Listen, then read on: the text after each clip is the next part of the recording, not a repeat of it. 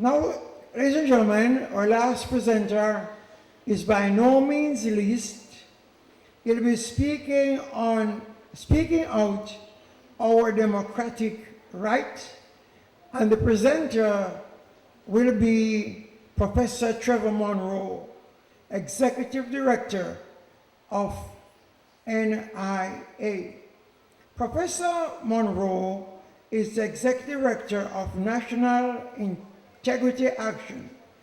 He is one of the Caribbean's leading scholars on governance, having authored or co-authored 9 books on the subject and written scores of research papers. He also served as senator in Jamaica's parliament for 10 years, championing issues related to strengthening democratic governance.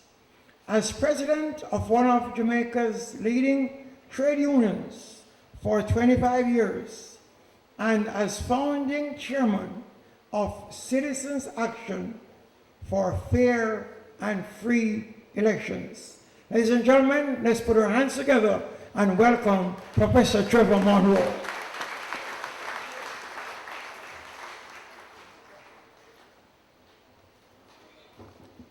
Thank you very much, Bishop Moderator, Honorable Custis Lincoln Thaxter, Mayor, MPs Bloomfield and Green, and representatives of MP Darrell Vaz, radio audience of Nationwide News, whom we have not acknowledged so far, distinguished ladies and gentlemen, good afternoon.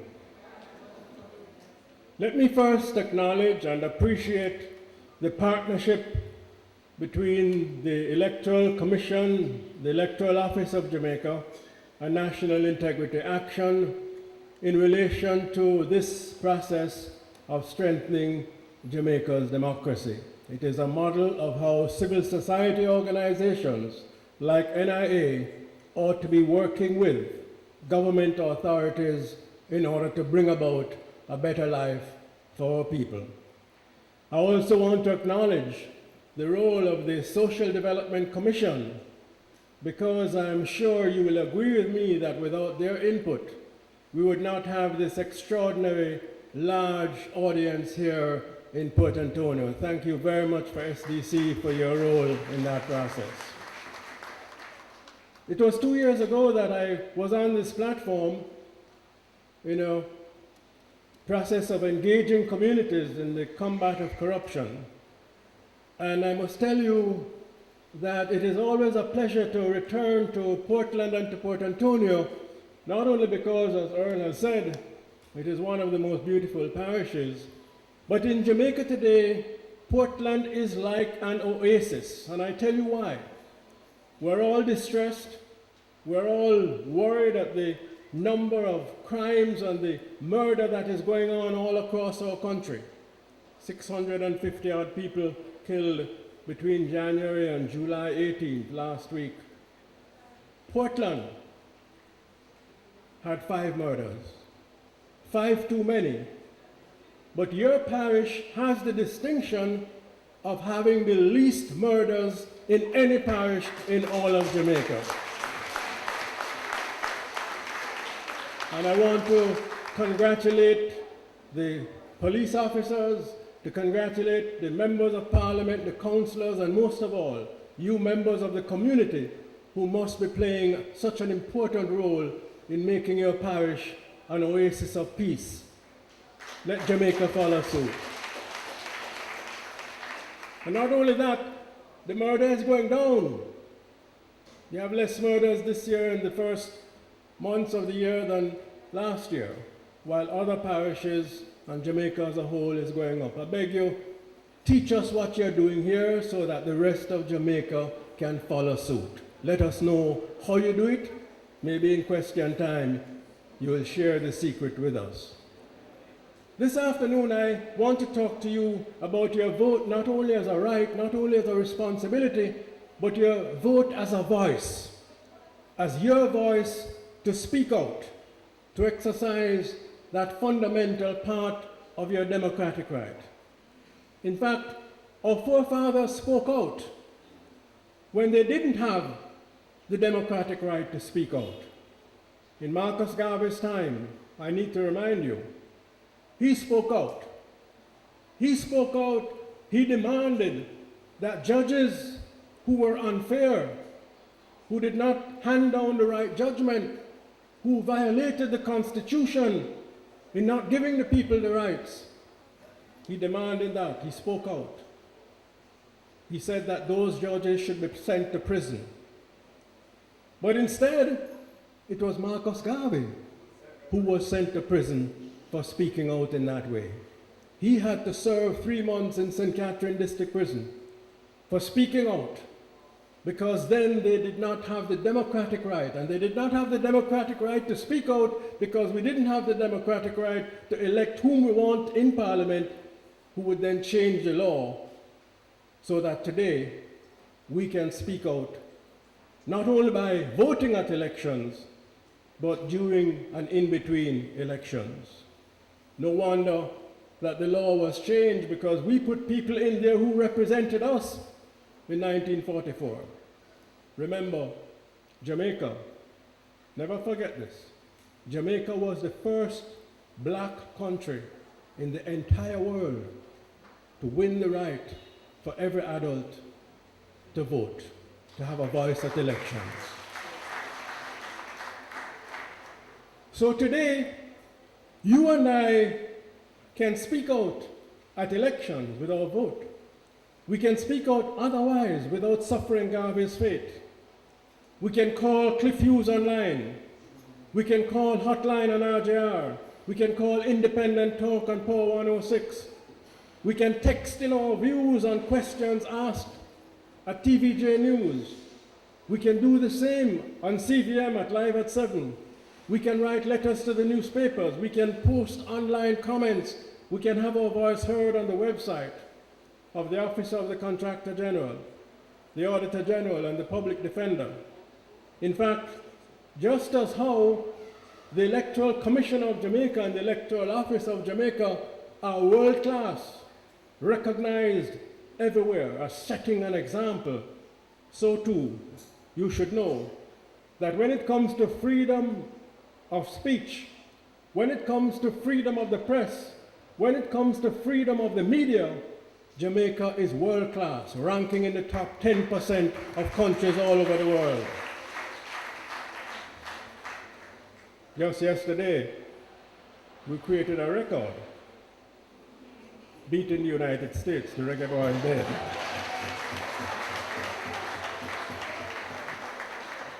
Well, let me tell you that we beat the United States regularly when it comes to freedom of the press. We are freer to talk our mind here in Jamaica than the American is free to talk his mind in the United States, and we must recognize that. Some of us don't appreciate nor realize that there are not many countries where you can speak your mind, as in Jamaica, without getting locked up. Others of us know that we have the right to speak out, but we don't make enough use of it. We shoot off our mouth at the bar. We chat at the bus stop. We chat in the barber shop. We talk in the hairdressing parlor. But the things that we are talking and saying, we're chatting to ourselves. Others of us, thankfully, are speaking out nationally, not just to one another in the community. We are speaking out and we are getting results. We are showing that it makes sense to use our democratic right to speak out, not just at election time with a vote. And we need to learn from those who are speaking out. It is because so many Jamaicans spoke out, using their democratic right over 36 years ago, that today there is a maternity leave law, which means that today no woman can lose their job because she gets pregnant and is entitled to have 2 months maternity leave with pay while on leave to have her baby. That came because we spoke out in 1979. At that time, didn't have text message. They had cable and telegram. And history records that Michael Manley in December 1979 received 5,000 telegrams from people speaking out and saying, women must have maternity leave with pay in Jamaica, and it happened here before it happened in the United States of America. It is because so many Jamaicans spoke out, and not only because the American Department of Justice demanded it, that the self-confessed criminal Don, Christopher Dodos Cook, is no longer in Jamaica, but now serving 23 years in prison in the United States. It would not have happened if we didn't speak out. It is because so many Jamaicans spoke out that some 5 years ago, the Independent Commission of Investigation, INDECOM, was set up to investigate and prosecute police if and when they were to kill any youth or any Jamaican without proper cause. It is because so many Jamaicans spoke out that the old board of directors of the National Solid Waste Management Agency, which stood by and did nothing when the law was being broken for 10 years, no audited financials were being sent in, despite $1 billion of taxpayers' money going there every year.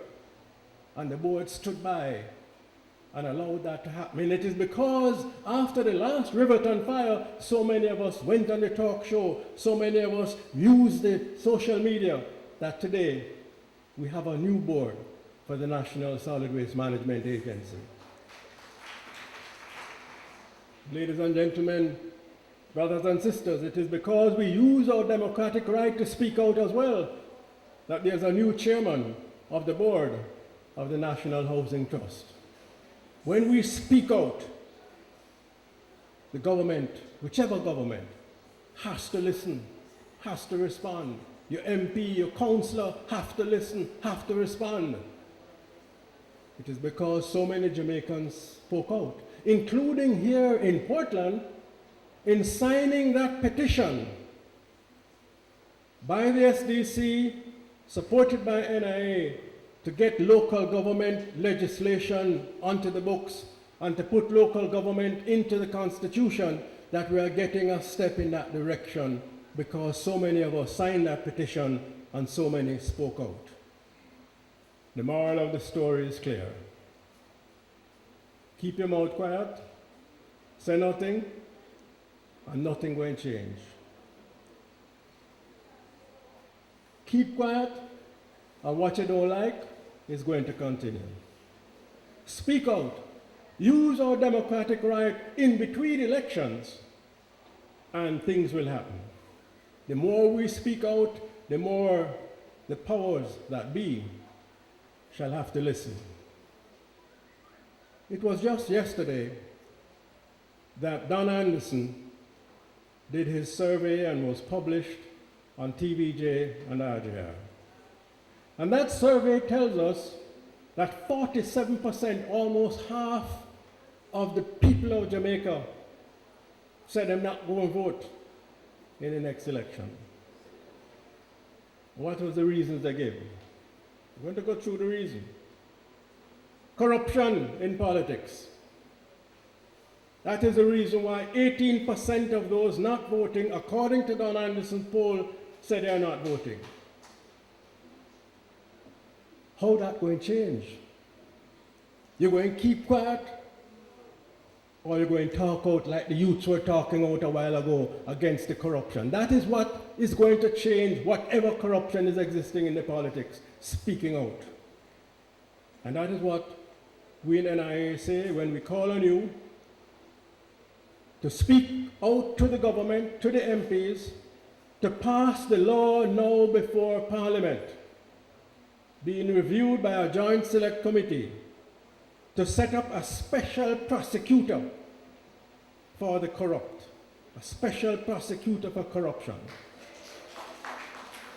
And that law is called the Integrity Commission Act. So listen out and follow it. Don't make it take too long. Because if it takes too long, whatever corruption is there is not only going to continue, it is going to get worse. Speak out to end the foot dragging on the law recommended by the Electoral Commission of Jamaica to make it harder for big criminals and big money to buy influence. To buy influence by donating money to our political parties and to our politicians. Remember, he who pays the piper calls the tune. And it is we the voters who need to call the tune. So press, speak out for the campaign finance reform. And what about the 26% Don Anderson tells us in that poll that came out yesterday, who are not voting because, as they put it, politicians are for themselves and they, the people, have not benefited? That is what 26% of the people have said, those who are not voting. The only way to change that, if it is true, is for you to speak out. For example, if you see an MP or a councillor giving out contract to friend and to family, and not to those who can do the work, because when the work is not being done, that is when the road is not properly repaired. That is when the gully is not properly bushed. That is when the water supply is not coming to you. So you have to speak out. Just as the people of Hanover spoke out, send letter to the Contractor General. The Contractor General investigated and found that the then mayor was giving out work to friend and family and crony and not to those who deserve the work. And today, because the people spoke out, that mayor is no longer mayor. Learn the lesson. Don't keep quiet. And what about the 22% of those not voting in Don Anderson's survey? Because as they put it, quotes unquote, there was no difference between the parties. How are you going to change that? Especially those who are members of the Jamaica Labour Party, those who are members of the People's National Party. Unless you who are members of the party speak to get the party to change, to make itself different and more attractive to the man in the street. And so, sisters and brothers, that 47% who said I'm not going to vote, use the time between now and the election, whenever it is, to speak out against the things that are preventing you from exercising the democratic right that so many who have gone before have suffered to get for us. Remember, Marcus Garvey had to serve 3 months in St. Act in this prison because he spoke out and didn't have the right at that time, freedom of speech. And there's much more to speak out against today, and I want to conclude. We have to speak out against waste of money. Mention National Solid Waste Management Agency. You know where Jamaica ranks in the world when it comes to wastefulness of government spending? 125 out of 144 countries. Down the bottom. We don't belong there. So we have to talk out against wastefulness of government spending.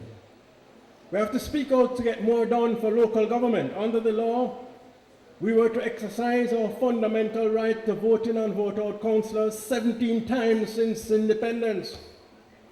You know how much time it actually happened? 11. And it happened only 11 times because different administrations put off the election for different reasons. We have to make sure that the constitutional amendment now before the Parliament must include in it the obligation of government to hold the local government elections every 4 years or every 5 years, whatever it may be, and that from here on, no government have the right to just say, make we put it one side and forget about it. We have to speak out, because after 9 years, after it was agreed in 2006 that the Electoral Commission of Jamaica should be entrenched in the Jamaican Constitution, it still has not happened. We have to speak out, because as it stands now, any government going in tomorrow or the day after can just decide to get rid of the ECJ, because it is there by law and not by constitutional mandate. We have to speak out to make sure that the large taxpayers and the private sector have called for this. The large taxpayers who are not paying the taxes so that the government don't have the revenue, and every month when they don't get the taxes, they have to cut back the money for this clinic, for the hospital, for the road and the water. We have to make sure the large taxpayers pay their taxes. And we too must pay ours. Many of us don't have a choice. When I get my pay slip, 30% of it gone to government before I see it. So we have to speak out. It can't be right. The little student who borrow money from the Student Loan Bureau and who may not pay back the money on time, and I don't agree with them, they must pay the money. Their picture is published in the newspaper. But the big taxpayers who are not paying, we don't even know who they are. And most of all, brothers and sisters in Portland, we should be speaking out to get the International Monetary Fund to lower the primary surplus target from 7.5%. Not that we don't pay our debt, we must pay our debt. But every one of us who know we have a debt, we have to pay it back as best we can manage it. You can't broke it back, make the primary surplus go down so that we pay the debt and less burden. I know I feel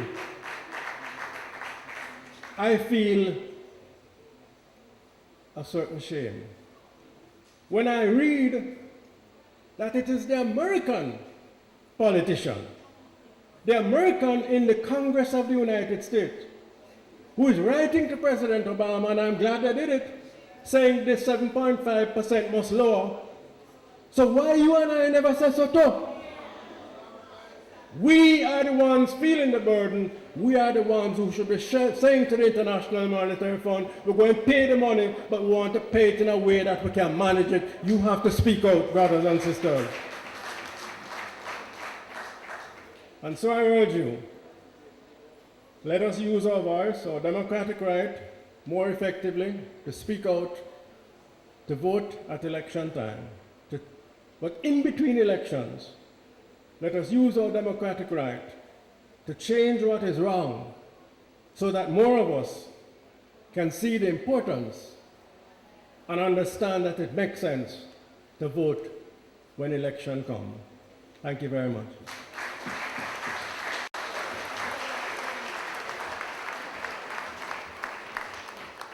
Thank you very much, Prof. We have spoken out and we continue to speak out.